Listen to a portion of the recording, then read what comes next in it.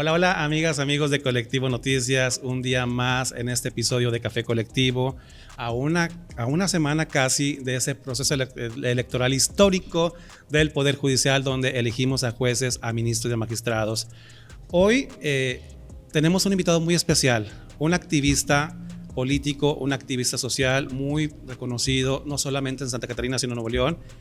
Y hoy, presidente del Consejo de Morena aquí en el estado de Nuevo León, José Luis Becerra. Hola, hola. Bueno, pues muchas gracias por invitarme. Es importante a veces comunicarse con la gente y a través de los medios que nos den oportunidad de hacerlo, pues lo agradecemos enormemente. Okay. Constantemente nuestro amigo José Luis Becerra nos ayuda con columnas en base a problemas sociales del estado, algunos temas políticos, y esta semana nos escribió una columna muy padre, muy interesante, que tuvo muchos comentarios, que se llama Haiga sido como haiga sido, de este proceso electoral, donde mencionabas en las columnas que si bien para algunos fue un proceso electoral que casi no tuvo una afluencia deseada, pero para otro sector sí fue muy bien copiosa y fue más de lo que se esperaba. Bueno, sí, nada más ahí permíteme de mandar un mensaje de saludo a Clara Luz Flores y a el presidente Mijes de Escobedo, que para mí, sí, para que no se enojen todos los demás, son mis mejores gallos para el 2027. Ya desde ahorita ya se está viendo el tablero. Sí, pues político. Ya todo el mundo anda en el arrancadero y por más que quieran ocultarlo, ¿verdad? Muy bien. Pues sí, de hecho los municipios morenistas del estado fueron los que más tuvieron afluencia en estas votaciones.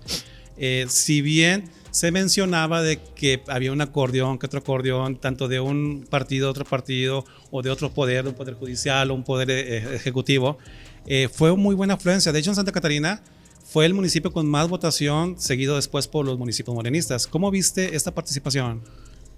Mira, la verdad de las cosas es que, tal como lo explico en la columna, hay que ver que el proceso tiene dos momentos, ¿verdad? Sí. De acuerdo a la ley nueva para el Poder Judicial. El primer momento es que los tres poderes ejercen a través de sus fueros, de sus facultades, una selección de candidatos, de tal manera que el Poder Ejecutivo seleccionó una cantidad de candidatos, el Poder Legislativo a través del Senado, en donde la oposición está representada en un 30% y el oficialismo en un 70%. Obviamente en esa proporción presentaron sus candidatos. Y el Poder Judicial, tal como está ahorita antes de la elección, y con esa representación que posiblemente a lo mejor el oficialismo tenía al revés, un 30% y la oposición un 70%, presenta sus candidatos, y algunos candidatos son en ejercicio de las funciones. Sí. ¿Verdad?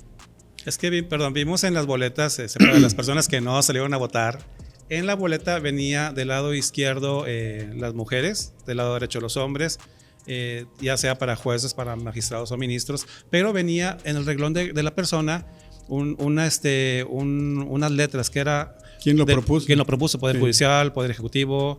Eso es lo que estás mencionando. Sí. Entonces, ese fue el primer proceso. Ahí se filtraron estos candidatos. Es decir, tú estás presentándole al pueblo candidatos que ya fueron seleccionados. ¿Sí? Sí. Por eso esta elección tiene dos momentos.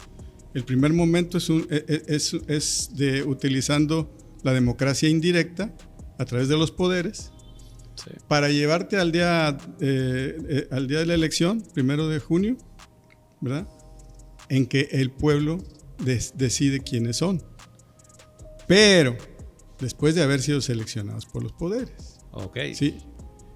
Bueno, cuando tú vas a las otras elecciones, pues los que seleccionan son los partidos, sí, que también tienen su detalle, pero en este caso fueron los poderes. Una vez que ellos seleccionan, llegas al momento de la elección popular, ¿verdad? Y hay una participación nacional de entre el 12 y el 13% más o menos. Sobre la lista nominal. De la lista nominal.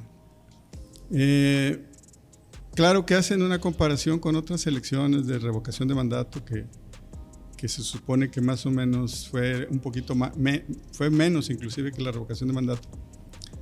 Pero desde mi punto de vista, el hecho de que haya habido una tan baja participación tiene que tener algún motivo que debe ser desmenuzado, porque va a seguir habiendo elecciones. Sí, es que hubieron muchos motivos. Por ejemplo, era una votación muy diferente. Normalmente en la elección del Poder Ejecutivo o Legislativo nos tardamos que 1 minuto, 2 minutos dentro de la casilla para emitir el voto. En esta ocasión, como eran 6 boletas con una infinidad de candidatos, el promedio era entre 13 y 15 minutos. 10 minutos para una persona que llevaba su acordeón. Los acordeones, recuerden que sí eran permitidos. Claro que no los oficialistas, sino por ejemplo, las personas que eran del Poder Ejecutivo, pues escogían Poder Ejecutivo en cada boleta y hacían su acordeón de que sabes que en esta voy a votar por este y por este. Los del Legislativo y los del Judicial hacían lo mismo. O personas que se metieron, por ejemplo, a ver nuestro podcast de Así es la Ley, que veían qué candidato les latía, pues hacía su acordeón para que no se les olvidara el día de la elección. Por eso muchas personas se tardaron entre 15 hasta 20 minutos los adultos mayores. Pero también hubo acordeones así muy bien hechos. Bien impresos con cuerda y todo. Con todo. Entonces, pero lo importante aquí es que si vemos, por un lado el resultado, pues sí, el oficialismo tuvo la mayor parte de los electos. Y en cuanto a participación, fue muy poca el motivo que, por eso decimos que haya sido como haya sido, sí. Porque si así hubiera votado el 5%, de todas maneras iba a ser legal. Sí. Iba a ser ¿Había un mínimo para que fuera legal? No hay mínimo. No había mínimo. Para esta elección. O sea, por el hecho de estar en 2 pasos, ¿verdad? Sí. Pero sí representa una dificultad para el pueblo, porque se supone que tú pusiste candidatos a ser seleccionados por el pueblo para empoderarlos como sus representantes en el Poder Judicial. Y si no asistes, aunque sea legal, pues sí tiene un dejo de parte de una gran cantidad del pueblo mexicano, de que no tuvo interés por el motivo que haya sido. Es decir, una de las cosas puede haber sido que eran muchos candidatos a los cuales no conoció. Y otro es, por ejemplo, en las elecciones constitucionales para los cargos de presidencia y gobernaturas, los diputados, ellos hacen mucha campaña en 2 meses y son conocidos sí o sí, ¿verdad? Es decir, aquí era tanta la gente que estaba en las listas y aparte no se podía hacer ese tipo de campañas. No, mencionas en la columna de que pues las personas no conocían a los candidatos. No. Había un mecanismo que hicieron los poderes de un prefiltro, una preselección, y aún así nos llegaron en una boleta 30, 40 candidatos. Así es. ¿Qué mecanismo pudiera ser en las próximas elecciones que ya son el 27? Pues no sé qué es lo que vayan a pensar, pero porque en México es en donde por primera vez se hace este ejercicio en el mundo. ¿Verdad? En los países donde hay elecciones del Poder Judicial, no se elige todo el Poder Judicial, se elige la Suprema Corte, se eligen jueces estatales, o sea, cortes estatales. Este es más completo entonces. Esto fue todo, ¿verdad? Y sobre todo los federales. En el estado de Nuevo León, el Congreso no aceptó participar, y en otros estados sí, o sea, también se eligieron las estructuras judiciales de los estados, pero aquí no. O sea, yo supongo que se va a llevar al 2027, todo depende de que el Congreso local apruebe una reforma, o sea, adherirse a la reforma. No sé en qué avance esté en eso, si se va a hacer, si no se va a hacer, etcétera, no lo sé, pero Nuevo León no tuvo elección de jueces locales. Regresando a la columna que escribiste para Colectivo Noticias, de haya sido como haya sido, mencionas de las listas, de los acordeones, digámoslo así. ¿Eso le quita legitimidad al proceso? ¿O cómo no, es que el proceso es legítimo por sí mismo. Lo que le quita es calidad de conocimiento. porque la lista lo que hace es orientarte a votar por alguien Sí.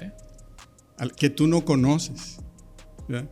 La verdad es que no lo conozco. Entonces, digo, a mí me preguntaban muchos compañeros oye, ¿por qué vamos a votar? Dinos por quién. Y dije, no. Como yo soy demócrata, ustedes tienen que elegir el que quieran. O sea, no iba a participar en eso. Yo no participé en eso.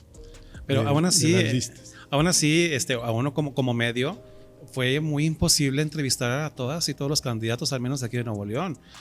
Tuvimos 2 meses, un mes y medio de transmisiones y solo pudimos entrevistar a 27 candidatos. Nos quedaron muchos por afuera y desgraciadamente pues no hay tiempo. Si nosotros como medio, imagínate los oficiales, que no hay algún rango para poderlos promover. Por la estructura de querer votar tantos jueces, ¿no? ¿Qué papel jugaron los 3 poderes dentro de la elección? ¿Cómo lo ves? Pues mira, todos participaron, inclusive en su proporción, ¿verdad? Obviamente la oposición está muy, muy disminuida y aparte creo que está cometiendo muchos errores, es decir, se confunden completamente, han tenido una narrativa constante con igual, o sea, lo mismo. Por ejemplo, yo considero que Código Magenta, Latinos, Código Magenta con Ramón Alberto Garza, que son desde mi punto de vista propagandistas de Televisa, aunque tratan de decir que Televisa no somos nosotros. Han estado diciendo lo mismo, ¿verdad? No, pues es que el oficialismo se está aprovechando de su poder y ya estamos igual que en Venezuela, ya estamos igual que en Cuba y dentro de poco, bueno, cada tarugada que se les ocurre, que lo único que hacen es que luego el oficialismo les da una barrida y trapeada tremenda. Y no necesitan hacerlo todos los diputados y todos los senadores, sino que todos se lo dejan a la presidenta. Sí. Solita los barre. Y ellos mismos se autoexcluyen porque cuando es posible se incorporan a Morena, ¿verdad? Y empiezan a apoyar de manera directa o indirecta. Por ejemplo, se dice que el gobernador de Nuevo León, bueno, luego salió ahí que quiso mover y que la gente no le hizo caso y que por eso él tampoco votó, pero pues al menos la intención tuvo. Yo creo que sí movió votos para la elección del Poder Judicial. Y entonces dices tú, pues se oponen y luego critican, dicen cosas que no son ciertas y luego participan y luego se incorporan. Sí. Y si se incorporan, pues entonces al rato Morena va a tener ya no los estados que tiene gobernados, sino todos. Sí. ¿Verdad? Inclusive, por ejemplo, dicen, en el caso de Durango, que fue una elección de presidentes municipales, es que hubo una mala actitud de nuestros compañeros de Morena y habíamos tenido un 12% y ahora tenemos un 33%. Pues avanzó bastante, ¿verdad? Sí. Pero quieres ganar. Es decir, y es correcto que quieras ganar, pero ¿en qué condiciones ganar? ¿Cuántos candidatos de las presidentas municipales eran del PRI y se pasaron a Morena? ¿Cuántos eran del PAN y se pasaron a Morena? ¿Verdad? Y así está sucediendo en todo el país. En la columna mencionas de que haya sido como haya sido, aunque sea con listas, con acordeones, con intromisión oficialista, inclusive con sus bemoles, pero mencionas que esto como quiera es mucho mejor que la pobredumbre que estaba anteriormente en ese eso poder. Lo digo y lo reitero. ¿Un ejemplo de qué pobredumbre? Mira, en el caso de la Suprema Corte, tal como está ahorita, ¿verdad? Y del Poder Judicial en general, nada más te podría decir, hay personas que tienen 12 años o 14 años sin sentencia en las cárceles mexicanas. O sea, que puede ser que sean, que no sean culpables, pero no pueden salir porque no hay sentencia. Entonces ahí el Poder Judicial ha estado trabajando de una manera tortuguista. Puede ser que por consigna, puede ser porque no sirve para nada. Pero eso es... Tenemos otro ejemplo, por ejemplo, en el caso de los oligarcas que no quieren pagar impuestos. Sí, está el ejemplo claro de Salinas Pliego, que estaba constantemente invitando a la gente a no votar. Y le otorgan los amparos. Sí. Entonces, no se vale, ¿verdad? Porque mientras tú metes a la cárcel a una persona que llega a una carnicería y se roba 1 kilo de carne, ahí está, lo graban, entonces se va a dar hasta la cárcel. Y alguien que no paga miles de millones de impuestos se la pasa dando línea inclusive a la oposición. Así es. ¿Qué papel debería de jugar la oposición ante este nuevo panorama político en el Poder Judicial? Pues mira, la verdad yo pienso que la oposición, si sigue trabajando como está, simplemente va a desaparecer. O sea, tienen que aumentar sus miras, tienen que tener mejores cuadros. Y yo estoy seguro que los van a tener porque finalmente, a pesar de que yo estoy en Morena, sé que Morena está cometiendo muchos errores. O sea, aunque se convierta en una planadora, es una planadora variopinta, en donde haz de cuenta que es el arca de Noé y metes todo lo que te encuentres para Morena, y entonces hay de todo. Y eso hay de todo, poco a poco va a afectar lo que viene siendo la idea, los principios, la actuación del partido, que ya ha sido afectado desde su nacimiento, pero en la última elección del 2024 enormemente. Hemos visto algunos partidos de oposición a Morena que se están uniendo a Morena, inclusive se están reafiliando o afiliando, como Santa Catarina, que era emesista, que hoy es morenista. Se escucha de otros municipios también en el sur. ¿Qué implicaciones ves a este fenómeno?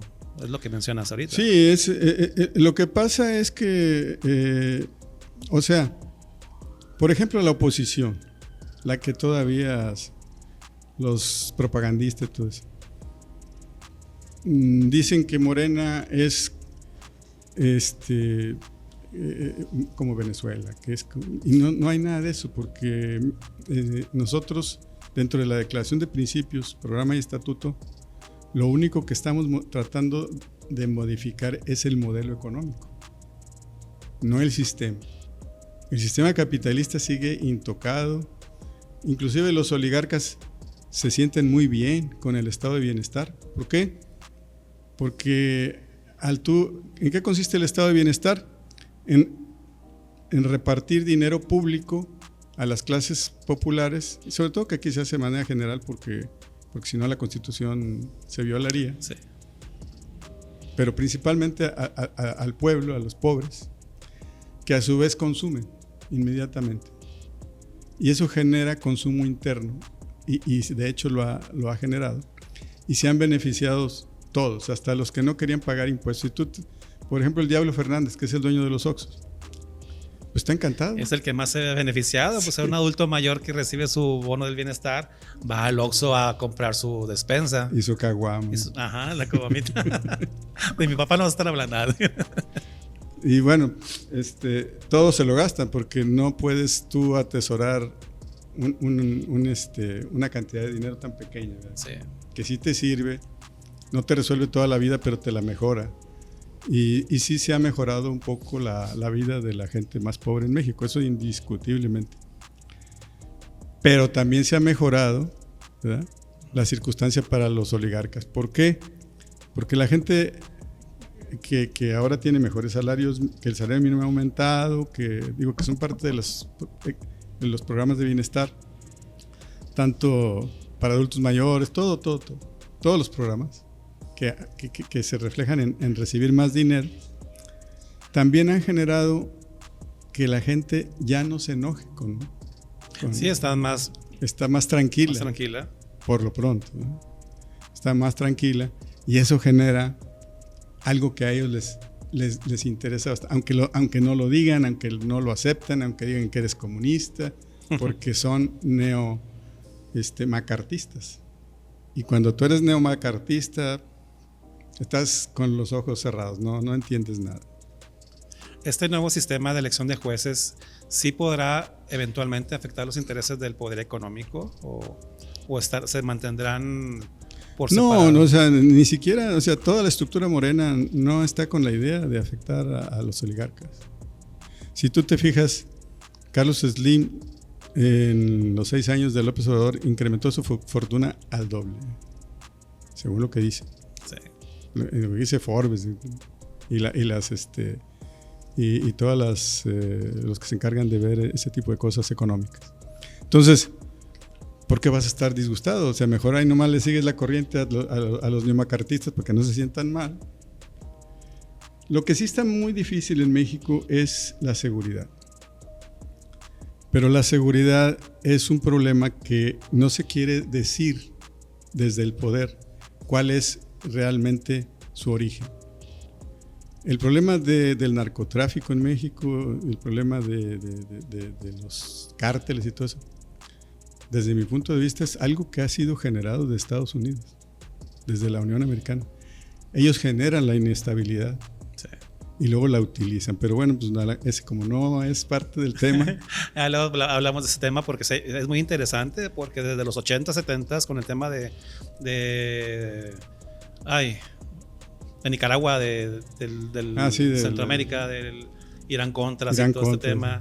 Sí, es de muy la CIA. Sí. Bueno, ahora tenemos un Ronald, ¿cómo se llama?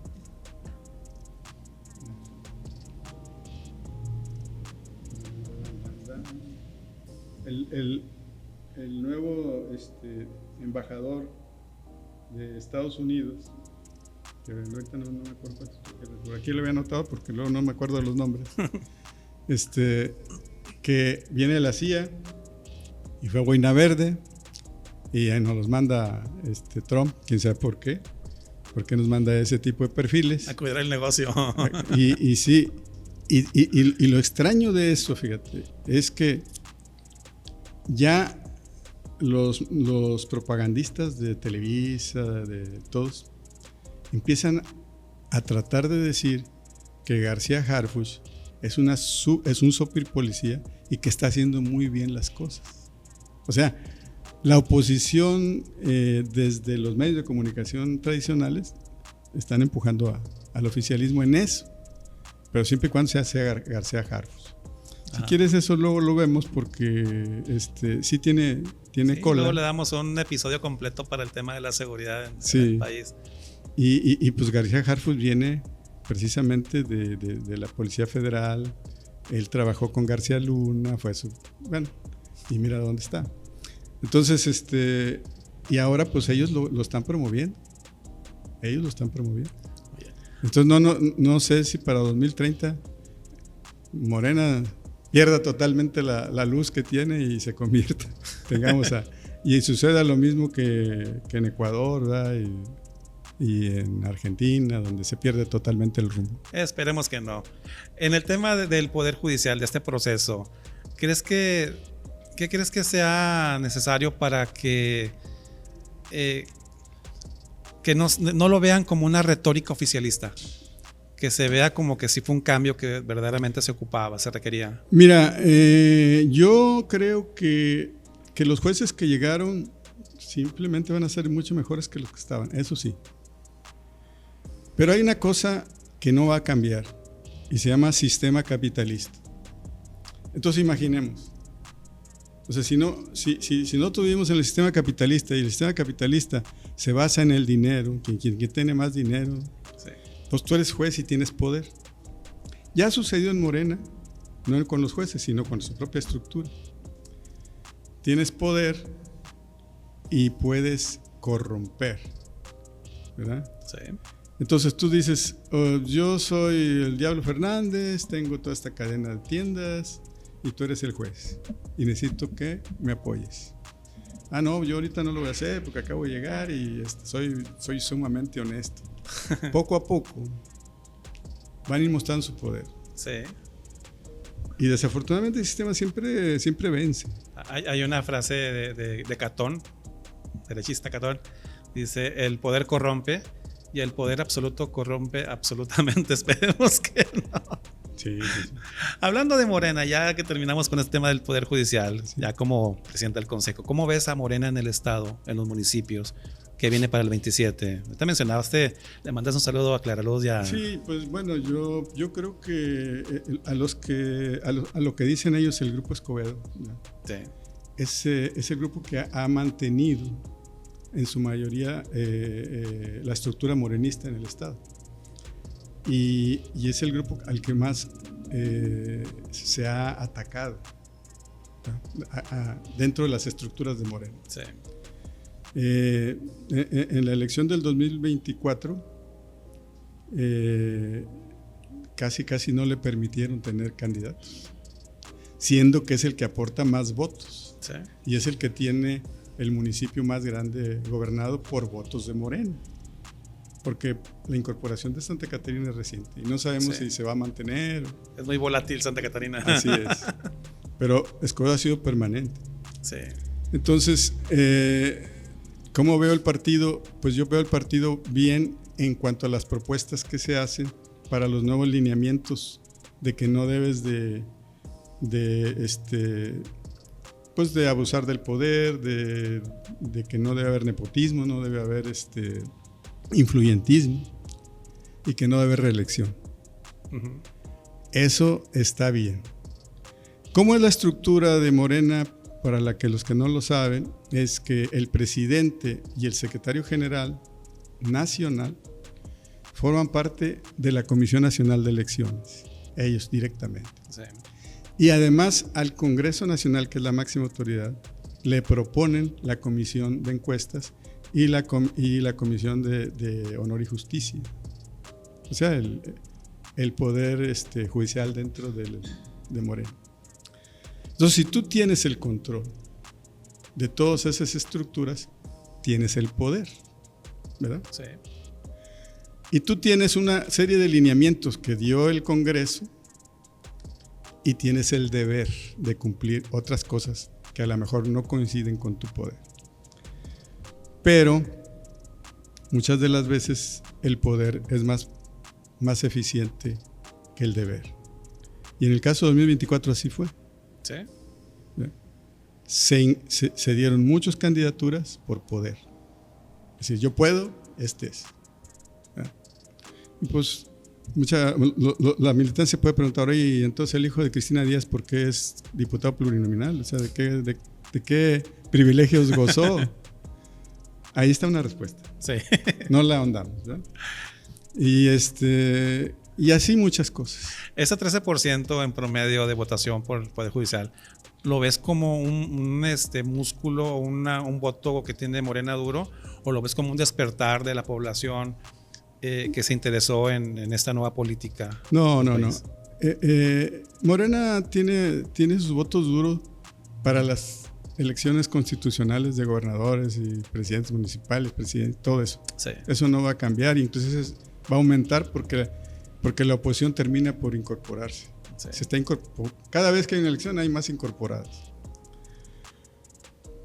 El problema de la elección del Poder Judicial es que la gente no le interesó porque no le entendió, porque no sabía quiénes eran los candidatos y terminó por decir, prefiero irme a descansar a la presa de la Boca. Ya ves que llenaron los lugares. Sí, es. Que ir a perder mi tiempo en una boleta que no le entiendo. Entonces, eso es un problema que se tiene que checar. No sé si se va a resolver porque lo resuelve quien tiene el poder. Sí, ahí a ver si conviene. No, pero tenemos ya las elecciones del 27 que se van a juntar con las elecciones para gobernador, para alcaldes y para diputados. Ahí de seguro va a ser más copioso. Sí, porque van a ir por los candidatos a diputados y senadores y gobernadores y todo eso. Y entonces ya va a estar ahí en la casilla y te van a dar la boleta para el Poder Judicial. Bueno, pues muchas gracias por atender esta entrevista aquí en Café Colectivo, por tomarnos este cafecito. Amigas, amigos, si no han leído la columna de José Luis Becerra, haya sido como haya sido, léanla. Van a enterarse de qué opina un verdadero morenista, un fundador de Morena aquí en el país, qué opina de esta elección, de este proceso electoral del Poder Judicial. y para que ustedes juzguen y vean y se entiendan más lo que pasa en este tema político en el país.